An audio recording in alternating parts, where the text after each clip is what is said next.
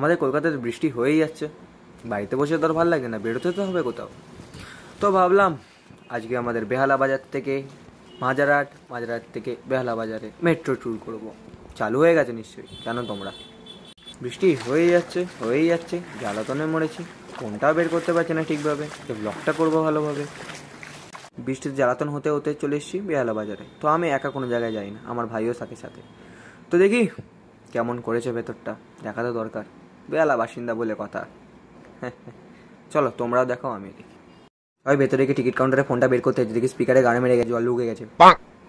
তারপরে স্পিকারে blow job দেওয়ার পরে আমি চলে এসেছি ডাইরেক্ট রেল লাইনে। আমি ঠিক বললাম না, অশিক্ষিতর মতন কথা বলছি?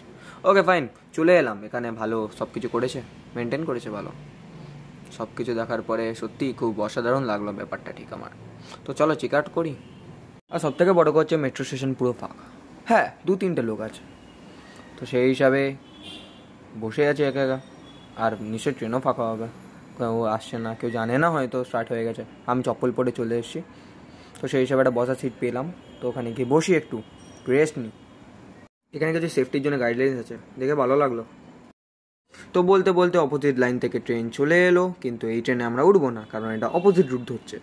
তো সেই হিসাবে বসে বসে চিল করছিলাম আর ট্রেনটাকে দেখছিলাম। জাস্ট নাইস ট্রেন, ভালো করেছে ট্রেনটা সত্যি। অ্যাকশন এন্ট্রি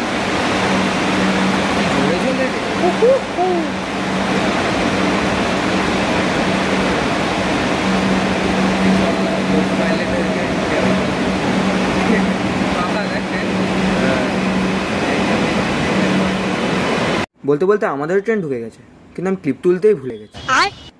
নতুন ব্লগার, একটু ধৈর্য ধরো। ভেতরটা দেখো, হেভি করেছে, খুব সুন্দর, খুব সুন্দর, অতি উত্তম। আমরা যা চিল করছিলাম, পুরো একটা বগি আমরা ফাঁকা। হে হে হে। স্টেশন বানাতলা,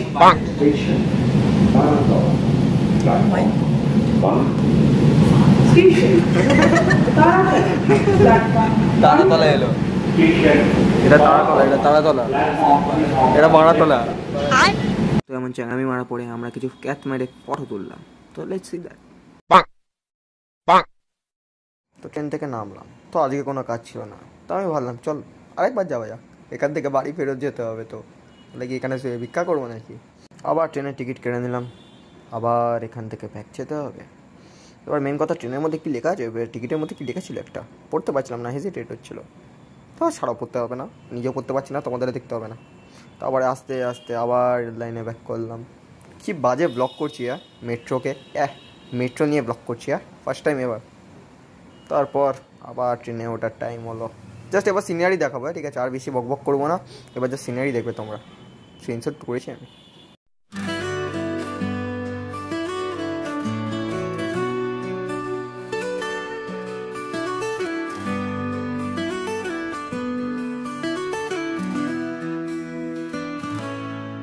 ভোরের আলোয় চোখে জল, তুই নেই পাশে, নিঃশব্দ দল, স্বপ্নগুলো রয়ে গেছে ফাঁকা, তোর ছোঁয়া ছাড়া সবই কাটা। ভাঙা মনে গল্প শুনে কারো চোখে জল পড়ে না, ভালোবাসা। তার গানটা শুনতে হবে না, এটা আমার অফিসিয়াল সং, রিলিজ হবে, খুব জলদি রিলিজ হবে, এই চ্যানেলে রিলিজ হবে। আমি জানি ওয়েট করবে তোমরা। চলো এবার মেট্রো স্টেশন থেকে বেরোনো যাক, অনেকক্ষণ ধরে দেখছি ট্রেনটাকে, আমার বিরক্ত ভালো লাগছে। লেটস গো ডাউন ইয়ার। এটা চৌরাস্তায় নামলাম, নামার পরে বড্ড খিদে পেয়ে গেছিলো। এবার তো বাড়িতে ফিরতে হবে, এবার বাড়িতে না ফিরলে এমনিতেও প্রবলেম হবে। তো সেই হিসাবে ভাবলাম চলো বেরোনো যাক। এবার তার মধ্যে থেকে এখান থেকে গাড়ি ভাড়া নিই আমার বাড়ি যাওয়ার জন্য। সব টাকা আমার হারিয়ে গেছে আজকে, আমার মানি ব্যাগ ওয়ালেট চুরি হয়ে গেছে। তো সেই হিসাবে এখান দিয়ে প্ল্যানিং করতে করতে, আড্ডা মারতে মারতে আমরা বাড়ি যাবো। তো এবার যতক্ষণ আমি রাস্তায় আছি ততক্ষণ তোমাদের তো সাথে রাখতেই হবে আমাকে। তো লেটস সি কী কী এনজয় করলাম, কী কী করলাম না। বল কোথায় যাবি ভাই এবার?